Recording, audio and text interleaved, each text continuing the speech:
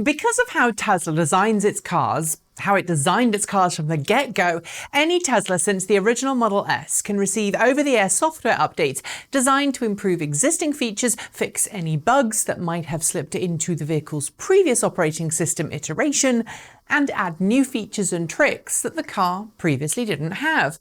Over the years, these have included adding much requested features like choosing between creep-on, accelerator lift-off or not, massive improvements to the car's onboard route planning and software prediction algorithms, and of course, turning on autopilot functionality in hardware-equipped cars. Autopilot, Tesla's advanced driver assistance system, has gradually been growing in its complexity, taking on more and more of the driving duties while requiring less and less input from the driver. Yet, while Tesla has itself demonstrated that autopilot software can, in ideal situations, drive the car on its own with little to no human interaction, it's still technically considered an active safety feature, a driver assistance feature, rather than a full, hands-off, fully autonomous, Level 5 system as defined by the Society of Automotive Engineers. Ultimately, that is what Tesla is aiming for, full Level 5 hands-off operation in which the car can reliably drive itself without a human at the wheel or even in the car. That level of operation is in fact required for Tesla to execute its plan of turning customers' cars into robo-taxis which can earn their owners money, driving people around during periods where they would traditionally be parked up. And in Tesla's latest version of its vehicle operating system, version 10, that reality is closer than it's ever been before, with Tesla rolling out what it's calling Advanced Summon. It's a feature that it previewed more than 4 years ago, but is finally here. Advanced Summon takes Tesla's previous Summon feature, which let you back your car into or out of a parking space from outside the vehicle using the Tesla smartphone app, and it dials it up to 11. Rather than simply pull the car out of a tight parking space or slot in between two vehicles where you'd ordinarily never have a chance of squeezing out the door once parked, it makes it possible to summon your Tesla Model S, Model X or Model 3 from the other side of a parking lot. And on paper, it's a fantastic idea. I mean, who doesn't want to have their car meet them on a rainy day at the door of the store rather than having to dash across the parking lot and get all wet? And since the feature works as long as you're less than 200 feet from your car and within line of sight, it's pretty flexible as to what it can do. But in reality, for now at least, it's mind-blowingly terrifying, and it's also getting irresponsible owners into problems, which I think will ultimately end badly.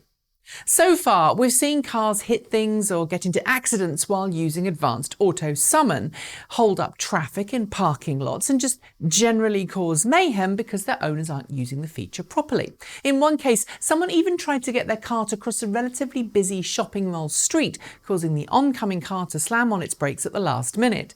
In every single case, it seems to be an issue not with the car per se or the software, which Tesla cautions people should only be used in private parking lots or private driveways, but it's the problem with the person doing the summoning and their misinterpretation of what is okay and what is not. Before I go on, let's just clear up something. I love the idea of autopilot. I love the idea of having our cars offer to drive us in the future. And I love the idea that autopilot is like a guardian angel on our shoulders while we drive to make sure that we stay safe. I even like the idea of a robotic valet system. Right now, however, I believe that Tesla is doing no favours to itself in activating the software in its current form. Instead, I think it could actually hurt Tesla in the long term. And here's why. First up, there's no legal framework set out onto which such modes of operation can be pinned. Tesla does reiterate some boilerplate stuff about autopilot summon mode still being the ultimate responsibility of the driver, cautioning that the car may not see all obstacles and thus the driver should remain within line of sight at all times. But while that's fine, and I assume covers Tesla against any legal actions should anything go wrong, it doesn't take into consideration other people existing in the same space at the same time as the Tesla and its owner. Unless I'm mistaken, there's yet to be a single country in the world which has set down and codified exactly what expectations exist of a car or its owner when operating in this kind of remote mode, because it's never existed before. And that means Tesla and its owners are beta testing this new super cool feature in a world that I don't think's ready for it. Second, as the videos you'll see everywhere from Twitter and Facebook to YouTube seem to demonstrate, Autopilot Summon, while a brilliant feature, is not infallible. It's only as safe as the person using it, and right now, some of the people using it are taking risks, as many do with Autopilot self-steer and other autopilot functions. Without the first thing in place, rules and regulations on how to use such a feature, it's very much a Wild West out there. And that's bad for other road users, bad for Tesla's reputation, and it's also pretty risky.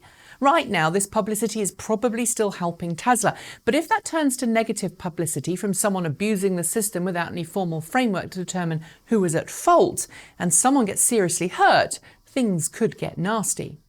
It's fantastic that Tesla believes its technology is ready to be used in the real world, and it is great to see so many people responsibly using it.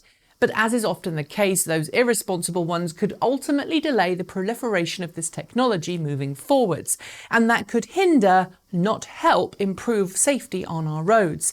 Legislators are notoriously risk-averse, and the current approach to Autopilot Summon could cause knee-jerk reactions that are ultimately unwanted.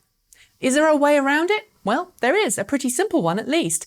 Tesla has the ability to turn off Autopilot Summon for customers it knows are misusing it.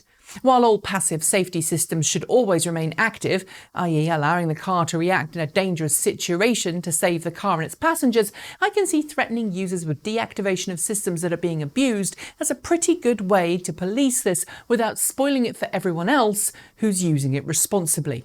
It's a safety feature, not a toy. Elon, you have the power. That's it. Thanks for joining me, and I'll see you next time.